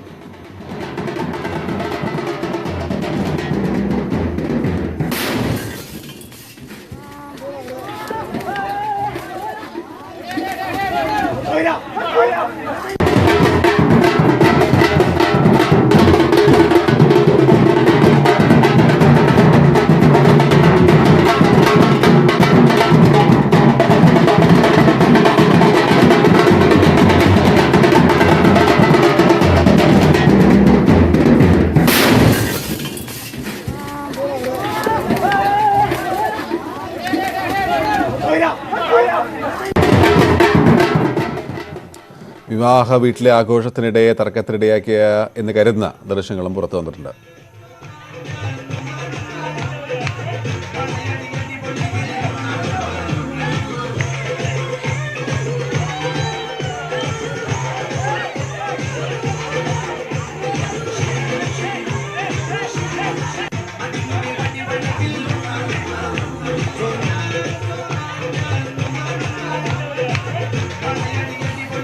കേസിൽ പ്രധാന പ്രതി ഉൾപ്പെടെ 4 പേർ police കസ്റ്റഡിയിലുണ്ട്. Rijul CK, Sajeesh, Akshay P, Jijil എന്നിവരാണ് കസ്റ്റഡിയിലുള്ളത്. മനുവാണ് ചെയ്തത്. മനു, പോലീസ് ഉദ്യോഗസ്ഥർ നടന്ന ഏറ്റവും പുതിയ വിവരങ്ങൾ എന്തൊക്കെയാണ്? പ്രധാന പ്രതിയെക്കുറിച്ചുള്ള സൂചനകൾ എന്തൊക്കെയാണ്? പോലീസിന് ഈ ബോംബറിനെ സംബന്ധിച്ചുള്ള വ്യക്തമായ ചിത്രം കിട്ടിയിരിക്കുന്നു. 4 പേരെയാണ് ഇപ്പോൾ കസ്റ്റഡിയിൽ എടുത്തിട്ടുള്ളത്. ഇവർക്ക് ഈ സ്ഫോടനവുമായി നേരിട്ട് ബന്ധമുണ്ട് എന്നാണ് പോലീസ് വ്യക്തമാക്കുന്നത്. ഇവർ തന്നെയാണ് ഈ ബോംബ് നിർമ്മിച്ചിട്ടുള്ളത്. അതായത് ഏറുപടക്കം വാങ്ങി അതിൽ കൂടുതൽ സ്ഫോടക വസ്തുക്കൾ ചേർത്താണ് ഈ നാടൻ ബോംബ് ഉണ്ടാക്കിയത്. ആദ്യം ഒരു ബോംബ് എറിഞ്ഞു, അത് പൊട്ടാത്തതിനെ തുടർന്നാണ് രണ്ടാമത്തെ ബോംബ് എറിഞ്ഞത്. അതാണ് സംഘാംഗമായ ജിഷ്ണുവിന്റെ തലയിൽ തന്നെ പതിച്ചത്. മറ്റൊരു ബോംബ് കൂടി എറിഞ്ഞിട്ടുണ്ട്. അങ്ങനെ 2 ബോംബുകൾ അവിടെ സ്ഫോടനം നടന്നിട്ടുണ്ട് എന്നാണ് പോലീസിന് ഇപ്പോൾ വ്യക്തമായിട്ടുള്ളത്. മിഥുനാണ് ഈ ബോംബ് ഈ തലയിൽ പതിച്ച ഈ ബോംബ് എറിഞ്ഞത് എന്നാണ് പോലീസിന് ഇപ്പോൾ വ്യക്തമായിട്ടുള്ളത്. ഇയാൾക്ക് വേണ്ടിയുള്ള തിരച്ചിലാണ് ഊർജിതമായി നടത്തിക്കൊണ്ടിരിക്കുന്നത്. ഇയാൾ ഒളിവിലാണ്, പക്ഷേ ഇയാളെ ലൊക്കേറ്റ് ചെയ്യാൻ കഴിഞ്ഞിട്ടുണ്ട് എന്നാണ് പോലീസ് നൽകുന്ന വിവരം. അതേസമയം പോലീസ് ഈ ആഘോഷ പരിപാടികൾക്കിടയിലുള്ള CCTV ദൃശ്യങ്ങളും മറ്റ് കാര്യങ്ങളും പരിശോധിക്കുന്നുണ്ട്. 18 പേരടങ്ങുന്ന ഒരു സംഘമാണ് അന്ന് ഏച്ചൂരിൽ നിന്ന് എത്തിയത്. പക്ഷെ അവരിൽ എല്ലാവരും ഈ കേസുമായി ബന്ധമുള്ളവരല്ല എന്ന് പോലീസ് പറയുന്നു. അവരൊരേ തരത്തിലുള്ള വസ്ത്രങ്ങളാണ് ധരിച്ചിരുന്നത്. അത് വിവാഹാഘോഷത്തിന്റെ ഭാഗമായി ധരിച്ചതാണ്. അപ്പോൾ ആ ഘട്ടത്തിൽ ഇവർക്ക് എല്ലാവർക്കും ഇതുമായി ബന്ധമില്ല എന്ന നിലപാട് തന്നെയാണ് പോലീസിനുള്ളത്. ഇപ്പോൾ ഇതിൽ 5 പേരുടെ ഇൻവോൾവ്മെന്റ് ആണ് പോലീസ് കണ്ടെത്തിയിട്ടുള്ളത്. തുടരുക ഒറ്റ നിമിഷം. ഇപ്പോൾ മേയർ ശ്രീ TO മോഹനൻ ചേരുന്നു. ശ്രീ മോഹൻ, താങ്കൾ ഇതുവരെ മനസ്സിലാക്കുന്ന കാര്യങ്ങൾ എന്തൊക്കെയാണ് ഈ ഒരു സംഘത്തെക്കുറിച്ച്? 4 പേർ കസ്റ്റഡിയിലെന്ന് പറയുന്നു. പ്രധാന പ്രതിയെക്കുറിച്ച് ഇപ്പോഴും പോലീസ് അന്വേഷിച്ചുകൊണ്ടിരിക്കുകയാണ്. താങ്കൾ ആ പ്രദേശത്തുള്ളവർ തന്നെയാണ്, എങ്ങനെയാണ് മനസ്സിലാക്കുന്നത്? ഇത് നിസ്സാരമായ ഒരു സംഭവത്തെ ഈ രൂപത്തിലേക്ക് പരിവർത്തനപ്പെടുത്തി എടുത്തു എന്നുള്ളതാണ്. അത് ഈ പറയുന്നതൊക്കെ അന്വേഷിച്ചപ്പോഴും സ്വാഭാവികമായി ഇവരൊക്കെ തന്നെയും ഒരു പാർട്ടിയുമായി ബന്ധപ്പെട്ട് പ്രവർത്തിക്കുന്ന ആളുകൾ തന്നെയാണ്. മരിച്ച ആളായാലും അതുപോലെ തന്നെ കൊല്ലപ്പെട്ട ആളും കൊലപാതകികളായി ആക്കുന്ന ആളുകളും ഒരേ വാഹനത്തിൽ വന്നവരാണ്, ഒരേ ഡ്രസ് കോഡ് ഇട്ട് വന്നവരാണ്, ഒരേ പാർട്ടിയിൽപ്പെട്ട ആളുകളാണ്. ഇവരാണ് ബോംബുമായി വന്ന് ആക്രമണം നടത്തിയിരിക്കുന്നത്. അപ്പോൾ സ്വാഭാവികമായും 18ഓളം പേർ ആ വാഹനത്തിൽ ഉണ്ടായി. ഒരു വാഹനത്തിൽ ബോംബും അതുപോലെ തന്നെ മാരകായുധങ്ങൾ, കേവലം ബോംബ് മാത്രമല്ല, ബോംബ് പൊട്ടുന്ന സമയത്ത് ഈ കൂട്ടത്തിലേക്ക് വാളുമായി ഓടിയെടുത്താൽ പിന്നെ പൊട്ടിയ സമയത്ത് തിരിച്ചോടുന്നത് കണ്ടു എന്ന് അവിടെ ദൃക്സാക്ഷികൾ പറയുന്നുണ്ട്. അപ്പോൾ ബോംബും മാരകായുധങ്ങളുമായിട്ടാണ് ഇവർ വന്നിരിക്കുന്നത്. സ്വാഭാവികമായി നമ്മൾ അതിന്റെ കാര്യങ്ങൾ ആലോചിച്ചാൽ മതിയാവുമല്ലോ. താങ്കൾ പറഞ്ഞ പോലെ ഇപ്പോൾ ഒരേ ഡ്രസ് കോഡ് എന്ന് പറഞ്ഞപ്പോൾ ആ നാട്ടിലൊക്കെ കല്യാണത്തിന് എല്ലാവരും ഒരുമിച്ച് ഇടാറില്ല. പക്ഷേ ഈ ഒരേ പാർട്ടിക്കാരെന്ന് പറയുന്നത് എങ്ങനെയാ? അതിന്റെ ആരോപണം അവർ ഭാരവാഹികളാണ് ഏതെങ്കിലും പാർട്ടിയുടെ? അതൊന്നും വ്യക്തമായി പറയാമോ? പാർട്ടിക്കാരെന്ന് പറഞ്ഞാൽ ഇവരെല്ലാം ഈ പറയുന്ന ഇവരൊക്കെ ഉള്ള സ്ഥലവും എനിക്കറിയാം. ആ പ്രദേശത്തുകാരനാണ് ഞാൻ. അതുപോലെ തന്നെ ഈ വിവാഹം നടന്ന ഡിവിഷൻ സ്ഥലം, അത് ഞാൻ ആ ഡിവിഷനിലെ കൗൺസിലറാണ്, അവിടെയും എനിക്കറിയാം. ഈ കാര്യങ്ങളൊക്കെ തന്നെ പരസ്പരം കൃത്യമായി അറിയുന്ന ഒരാളെന്ന രൂപത്തിൽ തന്നെയാണ് പറയുന്നത്. ഇവരെല്ലാവരും പാർട്ടിയുടെ സജീവ പ്രവർത്തകരാണ്. CPM-ന്റെ? അതെ, CPM പാർട്ടിയുടെ പ്രവർത്തനമാണ്. മരണപ്പെട്ട ആളായാലും അതുപോലെ തന്നെ ഇപ്പൊ പ്രതികളായി 3-4 പേരെ പിടിച്ചു. 4 പേരിൽ മാത്രം ഒതുങ്ങുമോ എന്ന് എനിക്ക് തോന്നുന്നില്ല. അപ്പൊ സംഭവം ഉണ്ടായിക്കഴിഞ്ഞാൽ രാഷ്ട്രീയ നേതൃത്വത്തിന്റെ സംരക്ഷണം ലഭിക്കുന്നു എന്നതുകൊണ്ട് ഇത്തരം അക്രമങ്ങൾ ചെയ്യുന്നതിന് ഒരു പ്രയാസമില്ലാത്ത രൂപത്തിലാണ് കാര്യങ്ങൾ പോകുന്നത്. ഒരു സംശയം കൂടി ചോദിക്കട്ടെ. ഇപ്പം നമ്മളിപ്പോൾ കാണിച്ചുകൊണ്ടിരിക്കുന്നത് തലേന്ന് വിവാഹ പാർട്ടിയുടെ ആഘോഷം നടക്കുന്നു, അതിലുണ്ടായ കശപിശയാണ് ഇപ്പം ഇത്ര വലിയൊരു അക്രമത്തിലേക്ക് നയിച്ചു എന്നാണ് മനസ്സിലാക്കുന്നത്. ഏതായാലും തലേന്ന് ഇങ്ങനെ ഒരു സംഭവം ഉണ്ടാകുന്നു, പിറ്റേന്ന് രാവിലെ തന്നെ ബോംബുമായി എത്താൻ ഇവരിതൊക്കെ സൂക്ഷിച്ചിരിക്കുന്ന ആൾക്കാരാണോ? അത് തന്നെയാണ് ഞാൻ ആ സമയം മുതൽ പറഞ്ഞുകൊണ്ടിരിക്കുന്ന ഒരു കാര്യം. ഈ കണ്ണൂർ ജില്ലയുടെ പല സ്ഥലത്തും വ്യാപകമായ തോതിൽ ബോംബ് നിർമ്മാണം നടക്കുന്നുണ്ട്. കഴിഞ്ഞ 2 ആഴ്ച മുമ്പ് BJP പ്രവർത്തകർ, RSS പ്രവർത്തകർ പെരിങ്ങോത്ത് ബോംബ് നിർമ്മാണത്തിനിടയിൽ പരിക്ക് പറ്റി കൈപ്പത്തിയേറ്റ് ആശുപത്രിയിലായതും പത്രവാർത്ത കൃത്യമായിട്ട് വന്നതാണ്. കണ്ണൂരിലെ മാധ്യമ പ്രവർത്തകർക്ക് അറിയാം, അപ്പൊ ജനങ്ങൾക്കറിയാം. അപ്പൊ അതുപോലെ തന്നെ ഒരുപാട് കണ്ണൂരിന്റെ ചരിത്രം പരിശോധിച്ചു കഴിഞ്ഞാൽ എനിക്കൊന്നും ഒരു 10-15ഓളം ആളുകൾ ബോംബ് നിർമ്മാണത്തിനിടയിൽ കൊല്ലപ്പെട്ടിട്ടുണ്ട്. അവർ അടയിൽ പൊട്ടി മരിച്ചിട്ടുണ്ട്. കൂത്തുപറമ്പിലെ കതിരൂര് പുല്ലിയോട്ട് 2 പേർ തൽക്ഷണം മരിക്കുകയും 2 പേർക്ക് അംഗഭംഗം സംഭവിക്കുകയും ചെയ്തതൊക്കെ തന്നെ കൃത്യമായി അത് വലിയ വിവാദമായ വിഷയമാണ്. ആ പ്രദേശത്ത്, ആ ഗ്രാമത്തിലേക്ക് ആർക്കും കടന്നു പോകാൻ പറ്റാത്ത പ്രദേശം. P. ജയരാജൻ, CPM-ന്റെ നേതാവിന്റെ മകൻ ബോംബിന്റെ നിർമ്മാണത്തിനിടയിൽ ബോംബ് പൊട്ടി അദ്ദേഹത്തിന് കൈപ്പത്തി അറ്റുപോയതും ഒരുപാട് കാലം ആശുപത്രി കിടന്നൊക്കെ അറിയുന്ന കാര്യമാണ്. അപ്പൊ കണ്ണൂരിൽ ഇതിന് കുടിൽ വ്യവസായം പോലെ കൊണ്ടു നടക്കുന്നതിന്റെ പിറകിൽ CPM-ന് പങ്കുണ്ട്, RSS BJP നേതൃത്വത്തിന് പങ്കുണ്ട്, പോപ്പുലർ ഫ്രണ്ടിന് പങ്കുണ്ട്. ഇവരൊക്കെയാണ് ഇതിന്റെ ഉൽപാദകരും സൂക്ഷിപ്പുകാരും. അപ്പൊ ഇങ്ങനെ ഉൽപ്പാദിപ്പിച്ച് സൂക്ഷിക്കുന്ന ബോംബ് അതുമായി ബന്ധപ്പെട്ട് പ്രവർത്തിക്കുന്ന പ്രവർത്തകന്മാർ ദൈനംദിനം കാണുകയും അല്ലെങ്കിൽ സൂക്ഷിക്കുകയും ചെയ്യുമ്പോൾ ഇത് എവിടെയാണ് പ്രയോഗിക്കേണ്ടത് എന്നത് സംബന്ധിച്ച് അവരിങ്ങനെ ആലോചിച്ച് നിൽക്കുന്നുണ്ടാകും. അപ്പോൾ നിസ്സാരമായ ഒരു ഇപ്പൊ രാഷ്ട്രീയ വൈരാഗ്യം ഒക്കെ ആണെങ്കിൽ വർഷങ്ങളോളം നീണ്ട പക വൈരാഗ്യം ഒക്കെ ഉണ്ടായിരിക്കാം. ഇത് തലേന്ന് നടന്ന ഒരു കശപിശയ്ക്ക് ഈ ബോംബ് ഉപയോഗിച്ച് പ്രതികാരം തീർക്കുക എന്ന് പറയുന്ന ഒരു അവസ്ഥയിലേക്ക് പോവാന്ന് പറയുന്നത് അത് എന്താ, അങ്ങനെ ചെയ്താലും പലരും സംരക്ഷിക്കുന്നുള്ള ബോധം കൊണ്ടാണോ? അതുകൊണ്ട് തന്നെയാണ്. മാത്രമല്ല, ഇത് ഒരു സുപ്രഭാതത്തിൽ ഉണ്ടാകുന്ന പരിവർത്തനമല്ല. വർഷങ്ങളായി ആ നിലയിലേക്ക് പരിവർത്തനം ചെയ്യപ്പെട്ടു എന്നുള്ളത്. ഒരുപാട് കാലം ഇങ്ങനെ വരുമ്പോൾ അപ്പൊ നിങ്ങൾ ആലോചിക്കുക, രാഷ്ട്രീയമൊന്നും അല്ലെങ്കിൽ പോലും കഴിഞ്ഞ 2 ആഴ്ച മുമ്പ് കണ്ണൂർ നഗരത്തിലെ ഒരു ഹോട്ടൽ മുതലാളിയെ നിസ്സാരമായ വാക്ക് തർക്കം, റോഡരികിൽ വാഹനവുമായി ബന്ധപ്പെട്ട് പോകുമ്പോൾ അവിടെ ഉണ്ടായിരുന്ന ചെറിയൊരു സംഭവത്തിന്റെ പുറത്ത് സംസാരിച്ചു, തർക്കമുണ്ടായി. അപ്പൊ തന്നെ എടുത്ത് ഒരു കടാര എടുത്ത് അദ്ദേഹത്തിന് പള്ളക്ക് കുത്തുന്ന അദ്ദേഹം അവിടെ കൊലപ്പെടുകയും ചെയ്തു. അപ്പൊ ഒന്ന് അവര് ഈ മദ്യത്തിനും മയക്കുമരുന്നിനും അടിമകളായി നിൽക്കുന്ന കുറെ ആളുകൾ, മറ്റൊന്ന് രാഷ്ട്രീയ അടിമകളായി നിൽക്കുന്ന ആളുകൾ. ഇങ്ങനെയൊക്കെ ഒരുപാട് കാര്യങ്ങൾ ഇതിനകത്തുണ്ട്. അവർക്ക് ചിലർക്ക് ഒരു പക്ഷേ സ്വബോധമില്ലാതെ ചെയ്യുന്നു, മറ്റാളുകൾ സ്വബോധമുണ്ടപ്പോൾ തന്നെ അതിന്റെ ഒരു സംരക്ഷണം ലഭിക്കും. ഇതൊക്കെ ചെയ്യാൻ അർഹതപ്പെട്ടവർ ഞങ്ങളാണ്, ഞങ്ങൾ ഇതിന്റെയൊക്കെ ഉത്തരവാദപ്പെട്ട ആളുകളാണ്. ആലോചിച്ചോക്കട്ടെ, ഓരോ ഈ കണ്ണൂരിലെ CPM നേതാക്കന്മാരുടെ ശരീരഭാഷയും സംസാരവും ആധികാരികമായി എല്ലാറ്റിനെയും നിഷേധിക്കുവാനുള്ള ഒരു താല്പര്യവും അത് നമ്മൾ കുറെ കാലമായി കണ്ടുവരുന്നതാണ്. അപ്പൊ ആ സ്വാഭാവികമായും അണികളിലേക്ക് സർക്കുലേറ്റ് ചെയ്യപ്പെടുന്നത് ഇത് തന്നെയാണ്. എന്തും തങ്ങൾക്ക് താഴെയാണ്, അല്ലെങ്കിൽ എന്തും ചെയ്യാം എന്നൊരു തോന്നൽ ആ അണികൾക്ക് പോലും ഉണ്ടാകുന്നു എന്നുള്ളതാണ്. ഈ അണികളെ സംരക്ഷിക്കും ഏത് തരത്തിലായാലും എന്നുള്ളതാണ്. ഇതിപ്പോഴുണ്ടായിരിക്കുന്നത് അങ്ങനെയുള്ള ആളുകൾ പാർട്ടിയുടെ അടിസ്ഥാനത്തിലൊന്നും വന്നതല്ലെങ്കിൽ പോലും പാർട്ടി സംരക്ഷിച്ചു വെച്ചിരിക്കുന്ന അല്ലെങ്കിൽ സൂക്ഷിച്ചു വെച്ചിരിക്കുന്ന ആയുധങ്ങളുമായിട്ടാണ് അവരെത്തിയത്. അതല്ല എങ്കിൽ എന്ന് പാർട്ടി നേതൃത്വം പറയുന്നുവെങ്കിൽ കൃത്യമായ നിഷ്പക്ഷമായ അന്വേഷണം നടത്തി ഈ ബോംബിന്റെ ഉറവിടം കണ്ടെത്തിക്കൊണ്ട് കേരളത്തിലെ പൊതുസമൂഹത്തിന് മുമ്പിൽ അത് തെളിയിച്ചു കൊടുക്കേണ്ട ബാധ്യത CPM നേതൃത്വം, CPM നേതൃത്വം എന്ന് പറഞ്ഞാൽ ഭരണ നേതൃത്വത്തിനുണ്ട് എന്നതാണ്. അത് കണ്ണൂരിലെ പോലീസ് പലപ്പോഴും അതിന്റെ കാര്യങ്ങൾ നിശ്ചയിക്കുന്നത് പോലീസല്ല, മറിച്ച് CPM ആണ് എന്നുള്ളതാണ് നമ്മൾ കാണുന്നത്. ഇപ്പൊ ഏറ്റവും ഒടുവിലായി മാതമംഗലത്തെ സംഭവം, കോടതി ഉത്തരവുണ്ടായിട്ട് പോലും പോലീസ് ഒന്നും നടപടി സ്വീകരിക്കുന്നില്ല. ഞങ്ങൾക്ക് ഇങ്ങനെയൊക്കെ പറ്റൂ എന്ന് കോടതി ഉത്തരവും മാറ്റിവെച്ചുകൊണ്ട് പോലീസുകാർ പറയുകയും അവിടെ പോലീസിന്റെ മുന്നിൽ വെച്ച് തന്നെ ആളുകളെ ആക്രമിക്കുകയും മർദ്ദിക്കുകയും സാധനം വാങ്ങാൻ പോകുന്ന നിരപരാധിയായ ആളിനെ പോലും മർദ്ദിക്കുന്ന നിലയിലേക്ക് വരുമ്പോഴും നടപടിയെടുക്കാത്ത പോലീസ് നമ്മൾ ആലോചിച്ചാൽ മതി. TO മോഹനൻ, കണ്ണൂർ മേയർ, അദ്ദേഹമാണ് ഈ വിഷയത്തിൽ പ്രതികരിച്ചത്. മനു, അപ്പൊ അദ്ദേഹം പറയുന്നത് അനുസരിച്ച്, അദ്ദേഹത്തിന്റെ ആരോപണം അനുസരിച്ച് ഇത് ശേഖരിച്ച് വെച്ചപ്പെട്ട ബോംബുകൾ എന്നാണ് അദ്ദേഹവും പറയുന്നത്. എന്താണ് പോലീസ് നൽകുന്ന സൂചന?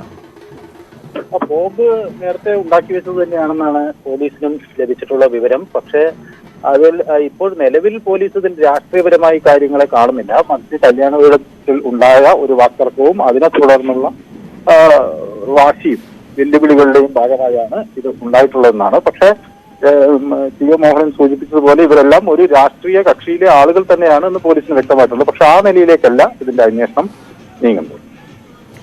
മനുവാണ് കണ്ണൂരിൽ നിന്ന് വിവരങ്ങൾ നൽകിയത്. പ്രായത്തെയും വെല്ലുന്ന നമ്മളെ അതിശയിപ്പിക്കുന്ന പ്രതിഭകളാണ് ഓരോ ആഴ്ചയും ബൈജൂസ് യങ് ജീനിയസ് സീസൺ 2 പ്രേക്ഷകർക്ക് മുന്നിലെത്തുന്നത്. കഴിവും കഠിനപ്രയത്നവും ഒത്തുചേർന്നപ്പോൾ വിജയം അവരോടൊപ്പമായി. ബോർഡ് ഗെയിംസ് ആപ്ലിക്കേഷൻ വികസിപ്പിച്ച വീർ കശ്യപായിരുന്നു 5ാമത്തെ എപ്പിസോഡിലെ താരം. ആനന്ദ് നരസിംഹവുമായുള്ള വീർ കശ്യപിന്റെ സംഭാഷണത്തിലേക്ക്.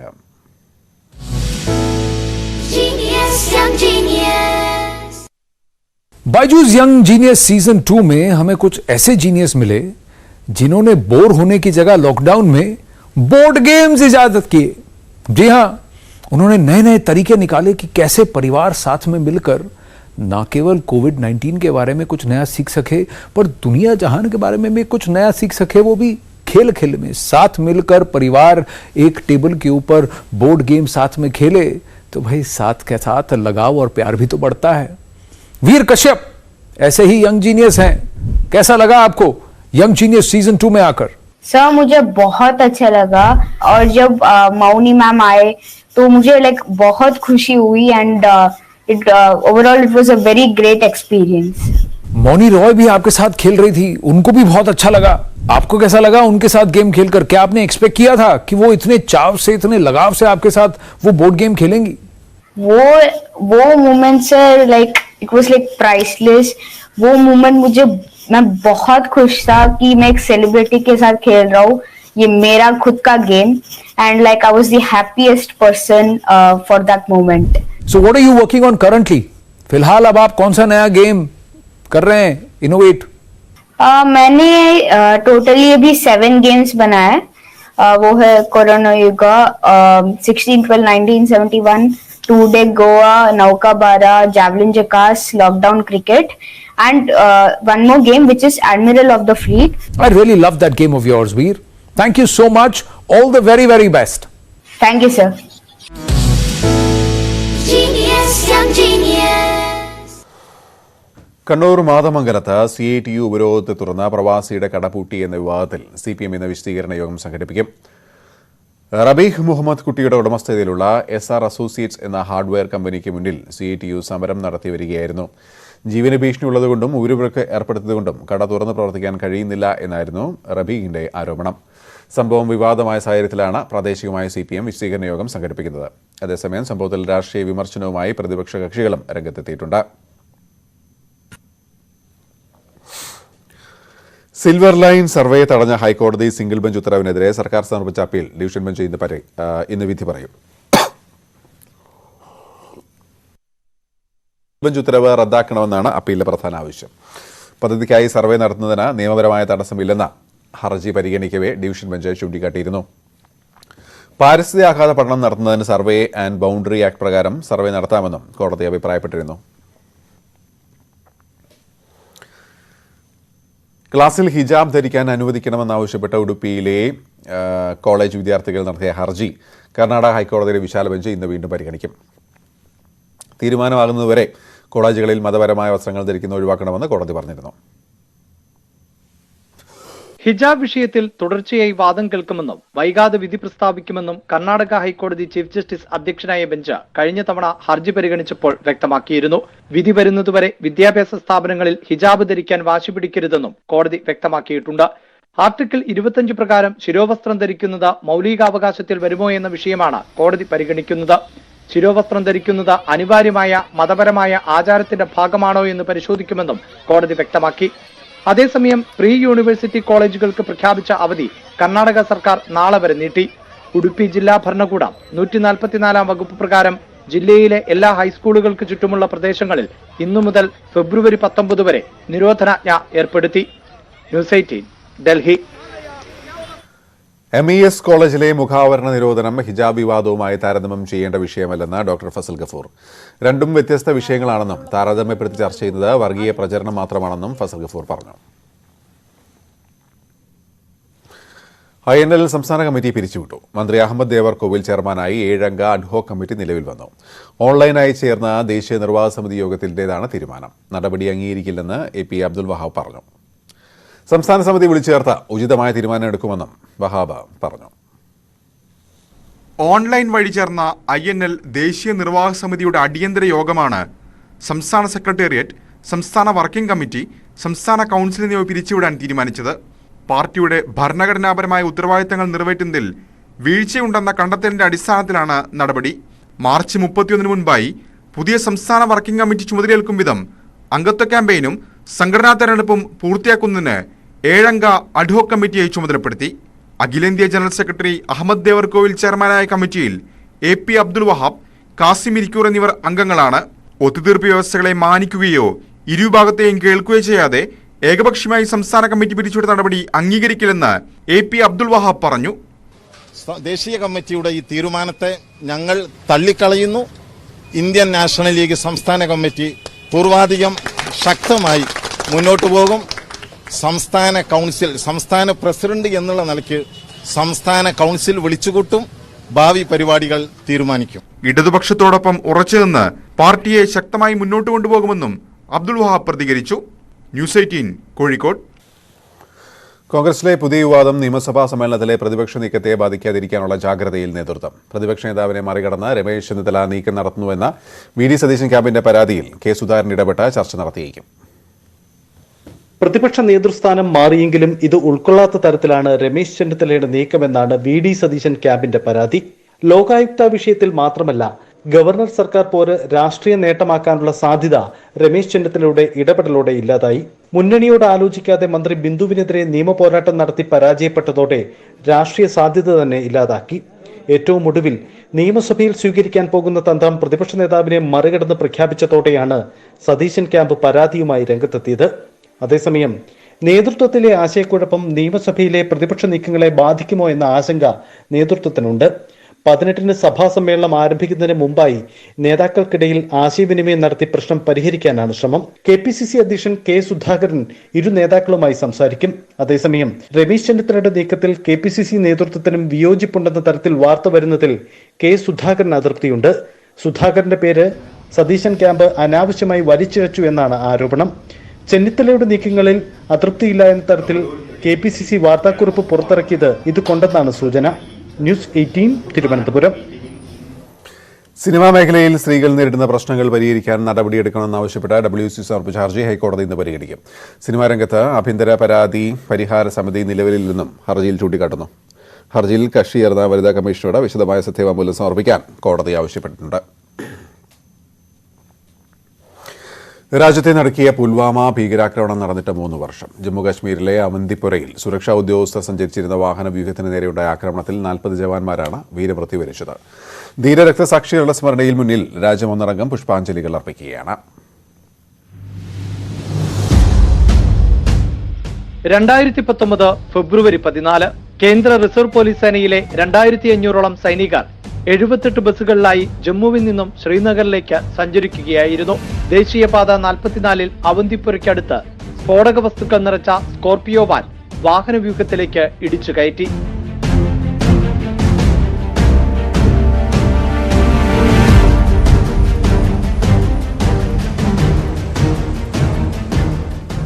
ഉഗ്രസ്ഫോടനത്തിൽ ചിന്നിച്ചിതറിയ ബസ്സിലെ 40 സൈനികർ തൽക്ഷണം മരിച്ചു.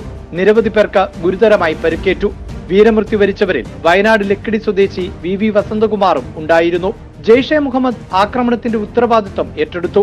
പുൽവാമ കാഗപ്പോറ സ്വദേശി ആദിൽ അഹമ്മദായിരുന്നു ചാവേർ. ആക്രമണത്തിന്റെ 12-ാം ദിനം ഇന്ത്യ തിരിച്ചടിച്ചു. പാകിസ്ഥാനിലെ ബലാക്കോട്ടിലെ ഭീകര പരിശീലന കേന്ദ്രം മിന്നലാക്രമണത്തിൽ തകർത്തു.